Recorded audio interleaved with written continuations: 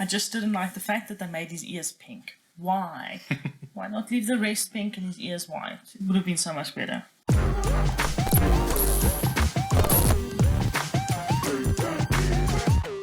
Hi, this is Matt's Rundown. We do trailer reactions and movie reviews practically every day. So subscribe and hit the like button down below if you've been enjoying our content. Today we're going to be reviewing 100% Wolf. 100% Wolf is a 2020 Australian animated fantasy comedy directed by Stadermann. It is adapted from the Jane Leon's 2009 novel of the same name. Ilai Swindells voiced Freddy Lupin, Samara Weaving voiced Batty, Courtney voiced Flashheart, and Rupert Degas voiced Hotspur. Essentially, the movie follows Freddy Lupin. He comes from a family of very proud werewolves, and he believes that he's also going to become a very strong, powerful werewolf because his dad is the leader of the pack. Yeah. However, his first Warfing goes awry because he turns into a little ferocious poodle. So the movie follows how he navigates life from not only how others expected him to be, but also how he himself expected him to be. Looking at themes, I think one of the main themes is really growing up and that stage of transitioning from childhood into adulthood. But this movie goes a little bit deeper into looking at how does one navigate this life stage when you are so different from everyone else around you. When you feel awkward, when you feel like everyone's staring at you and people don't respect you. And I think growing up is difficult enough without you feeling like the odd one out. And the sad reality probably is that everyone feels like the odd one out when they're growing up, doing this transitioning from, those teenage years into adulthood. Because everyone feels awkward, everyone feels like they don't know where they fit in, or at least most people do. And I think people don't realize that they feel exactly the same way as what most other people feel. And so this movie just kind of helps the younger generation understand these transitions and that it's okay to be different. You don't always have to be the same as everyone else. I know when we were growing up, they had this big drive saying we were so special, especially at schools, just to make people feel like, you know what, you're not alone, that you are worthwhile. I didn't like the special thing because I think that turned into special syndrome where people think I'm so special, I'm above the rules. Yeah. So I prefer saying that you're unique. You are your own person and you shouldn't compare yourself to other people. You're not more important, you're not more special, you are just unique, and being unique is good. Because it would be really boring if everyone was exactly the same. Besides, if everyone's special, no one's special. And then going on with that, in the movie, Freddy learns that it's not really the wolf on the outside that's important. Of course, it's the wolf on the inside that's important. And the movie hammers in on that it doesn't matter what you look like. You can still be the leader of the pack if you've got the drive and the heart to do it. Yeah. Best wolves don't have the sharpest claws or the pointiest teeth. They have the biggest hearts.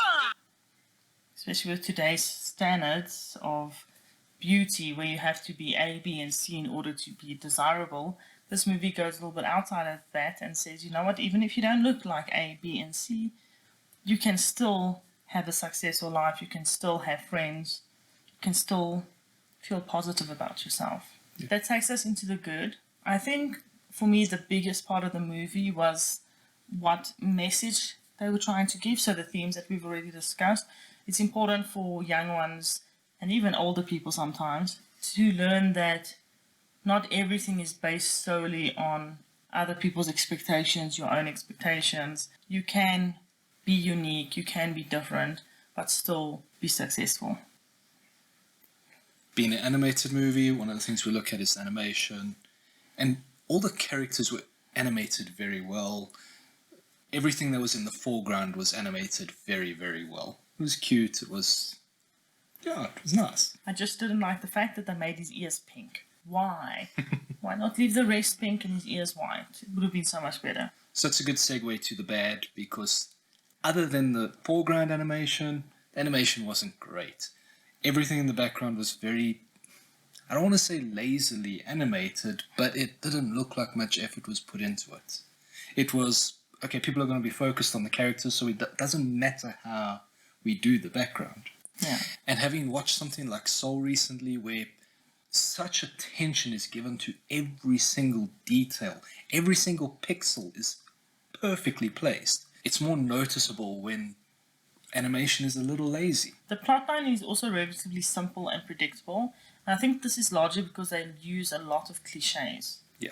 They also kind of use the plotline of 101 Dalmatians as well as Lion King. Yes. So overall, it's a very predictable story, predictable humor as well. So it didn't really land most of the time. And it was very familiar because of they used a lot of tropes. And like when they couldn't think of what to do, what joke to do, it was pee and fart humor. And that just doesn't appeal to me. Yeah. I think that just takes us into who would watch it. I think the pee and fart jokes would mostly be for younger children. Yeah. So I would say, up to, 10 or so. At some stage, the pee and fart jokes stop being funny. Yes. Or at least for me. For me as well. So, unlike Soul, I think if you're a parent, you'd want to put your kids in front of the laptop and let them watch this while you're busy doing other things. Whereas with Soul, it was entertaining enough for you to watch with the little kids. Yeah. That takes us to the ratings. I think for me, I would have given it a 4. I'm going to give it a 3. So that leaves it with a 3.5. I know that's not really high, but I think that's mostly because it wasn't really aimed at us. And it feels like I've seen this movie, even though we've never seen this movie. Yeah.